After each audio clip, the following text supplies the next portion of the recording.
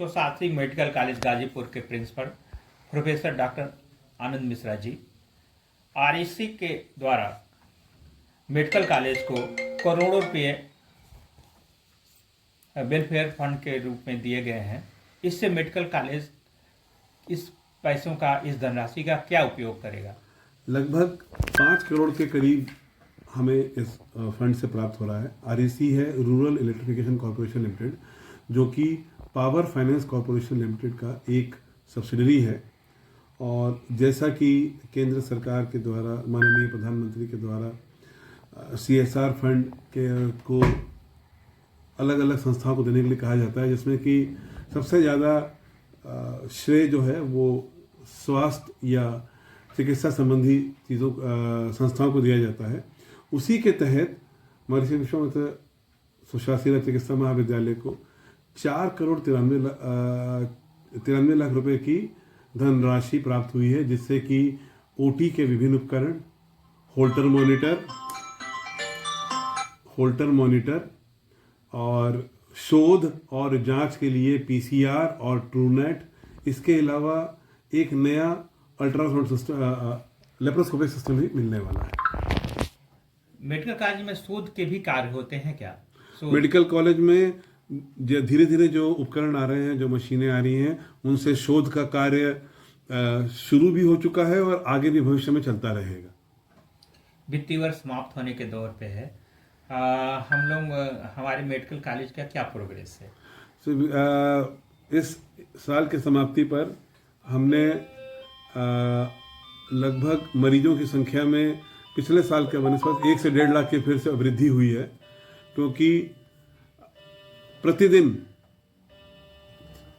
3,000 से 4,000 मरीज OPD में आ रहे हैं और काफ़ी भीड़ लग रही है। डॉक्टरों की संख्या में भी वृद्धि हुई है और आने वाले वर्ष में मेरा ये अथक प्रयास रहेगा कि मैं यहाँ पर एक कार्डियोलॉजिस्ट और एक न्यूरोलॉजिस्ट अटैच कर सकूं। मतलब कि 1,20,000 यानी 15 लाख करीब प्रति वर्ष मरीज आप देख रहे हैं? नहीं, इसमें से आप कुछ छुट्टियां भी हटा सकते हैं और कुछ संडे भी हटा सकते हैं, तो लगभग मान के चलिए 8, 8.5, 9 लाख के करीब मरीज हम प्रतिवर्ष देख रहे हैं। ऑपरेशन भी होते होंगे, मेजर ऑपरेशन भी होते मेजर ऑपरेशन भी पर डे आप मान के चलिए, अगर हम उसमें डिलीवरी भी मिला लें तो पर डे हमारा करीब 10 से 12 ऑपरेशन पर डे हमारे यहाँ होते हैं।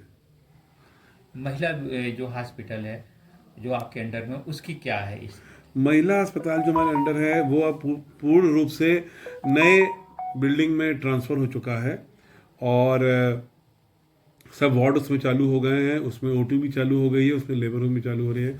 उसी में हमने एक नया SNCU भी स्थापित किया है, पुराने SNCU को बंद करके, और जिस SNCU में पहले केवल 10 बेड थे, अब वहाँ केवल लगभग 26 बेड है।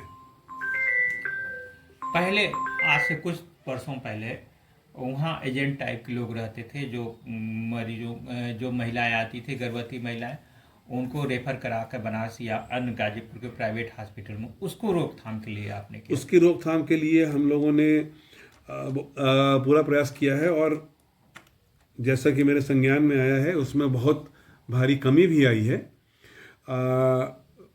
अब मान के चलिए कि अब महिलाएं की नॉर्मल डिलीवरी और सिजेरियन वहीं हो रहा है। डॉक्टर की 24 घंटे उपलब्धता है वहाँ पर।